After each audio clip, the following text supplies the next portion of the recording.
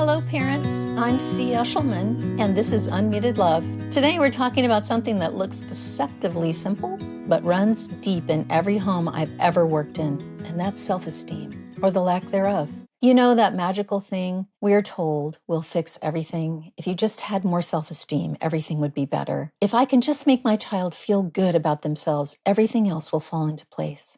And honestly, I used to believe that too. I used to think that enough praise, enough gold stars, enough, hey, you're amazing, sweetie, would somehow patch the holes early trauma ripped in a child's sense of self. I believed that if I could make a wounded child feel seen and valued, the pain would just fade away. But then I met kids who glowed under praise until they didn't. The moment something didn't go their way, the glow vanished. They'd spiral into shame, rage, defiance, or total collapse. What was going on? Praise had become kind of a drug. And like all drugs, it gave a short-term high, followed by a painful crash. Yeah, I think we've been sold a myth, that high self-esteem is the cure-all for every social problem. We tell ourselves, if I give my child self-esteem, they'll resist peer pressure. They'll make good choices. They'll respect themselves. They won't bully. They'll have good boundaries. They'll love themselves. That sounds beautiful, right?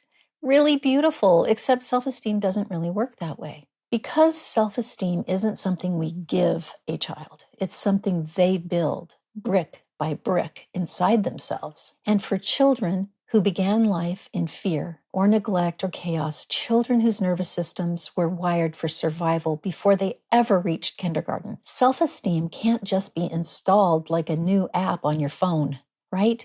It has to be grown slowly, safely in the soil of secure attachment and safety. That takes time, my friends. It takes a lot of time and a lot of co-regulation. So let's zoom in for a second. When a baby is ignored, shamed, left alone, abandoned, their brain learns a painful truth. I'm not enough to keep love close. I'm not good enough. I'm not wanted for you to stay around me. They start scanning the world for signs that they're okay. Their sense of worth becomes dependent on the reaction of others. That's what psychologists call an external locus of control, the belief that your value and safety lives somewhere outside of you. Now, for a child, safety does live outside of them. They live in their environments until they can create environments for themselves. But if they're in an unsafe environment or they feel unsafe, later, when that same child finally has a family, like an adoptive family, they crave praise like oxygen. They seek it. We call them attention needing and attention seeking. Actually, we usually call it attention seeking, and when really it's attention needing. But they crave the approval of other people, and they'll take it from anywhere, anytime. Unfortunately, their brains actually end up causing a lot of turmoil in their environment sometimes. So they, instead of getting praise, what they get is correction, correction, correction. But you will find that a lot of our kids from difficult beginnings have some usual scripts. Mommy, do you still love me? Daddy, did I do good?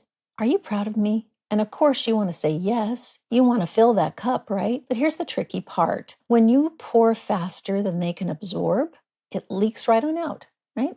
Or it overflows and a lot of it ends up on the ground. Because inside, that child still believes if I'm not perfect, I'm unlovable. So praise doesn't build confidence. It builds pressure. And that pressure feels unbearable. It feels like stress. Many of you know this cycle well. Your child might melt down after compliments, right? Some kids refuse compliments altogether. Sometimes you go to offer them a hug and they're like, no, I don't need a hug. Or you say, oh, you did a really great job. And they're like, no, I didn't. Or you say, you're such a great person. And they're like, no, I'm not. Right? Have you had that happen? They might sabotage good moments even, or argue when you say something kind. You say, I'm proud of you, and they snap back, no, you're not. That's not defiance. It's distrust. Their brain doesn't yet believe in their own goodness. So, I don't know, what is healthy self-esteem? Anyway, I don't know. Do you have it? I had to ask myself, do I have it? I think I do have pretty good self-esteem. Have I always had it? I don't think so. I realized that a lot of my self-esteem I had to repair because I did think I had to be good or do good in order to feel good about myself. So later, I had to find the qualities inside myself that I valued and I appreciated so that I could hold self-esteem even when things weren't going great. Healthy self-esteem isn't a constant good mood. It's not about feeling happy or confident all the time. It's about self-trust. The deep inner knowing that I can handle my mistakes and still be lovable, still be loved by others, still be worthy. It's about respect for oneself, even when, I don't know, you mess up. And everybody messes up because everybody's human. In brain terms, it's the prefrontal cortex, our reasoning, meaning-making center, learning to work with the limbic system, our emotional core self that says danger or safety. When a child has healthy self-esteem, their nervous system can handle the discomfort of being imperfect, imperfectly human. They can survive feedback without collapsing into shame. That's resilience. And that resilience is impossible to grow through empty praise. You can't pat a child into strength. What I mean by that is you can't pat them on the back. You can't say false things to make them strong. You can't compliment them into having courage. You can only coach it into existence through reflection, honesty, and love. Let's talk about what well-meaning parents do and how it often backfires. And I know I often do this too. So it's pretty habituated to say empty praise. A parent sees their child smile when praised. They think, hey, that worked. I'm going to keep doing it. I like seeing that smile on my kid's face. Good job, buddy. You're amazing. You're the best. But soon the child starts depending on that external validation. They stop trying unless someone's watching. They avoid tasks that might not earn applause. And if the praise stops, their sense of worth drops too. But often their sense of motivation and meaning drops as well. That's not self-esteem, it's self-doubt wrapped in some glitter, right? Some of our kids, especially those with attachment trauma, even get addicted to praise because it temporarily quiets the noise of their shame and worthlessness. The brain releases dopamine, the feel-good chemical, each time someone approves of them. But dopamine highs fade fast, fast, fast. The child ends up chasing the next hit. When the hit doesn't come, meaning the praise doesn't come, then there's a crash, there's a shame storm, and then there's usually some kind of vicious meltdown. So for us parents, we get hooked too. Their temporary happiness feels like relief. We want to keep them happy, so we overpraise, over-rescue, and under-challenge. But children from difficult beginnings don't need us to protect them from discomfort. They need us to walk them through discomfort, be by them, be their co-regulator while they move through a big feeling of disappointment or of not doing very well or of not getting praise. 4 things build lasting, trauma-resilient self-esteem: reflection, purposeful praise, honest feedback, and clear goals. So I'm going to go through them. Number 1 is reflection and realistic self-assessment. Self-reflection doesn't come naturally to children, especially children who've lived in survival mode. Reflection requires a calm brain, and calm brains are built through safe connection. So start by modeling reflection aloud. I think I rushed that dinner and burned it. Next time I'll start earlier, you might say out loud to model how you can be reflective of your own behavior. Now notice there was no shaming there.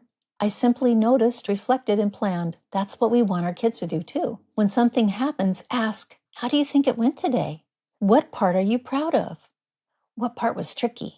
What could you try next time so that it would be even better? Tone matters more than words. Reflection isn't interrogation. It's gentle curiosity. Think of it like guiding a child to hold up a mirror. Not a magnifying glass of judgment, just a mirror of awareness. Over time, they learn.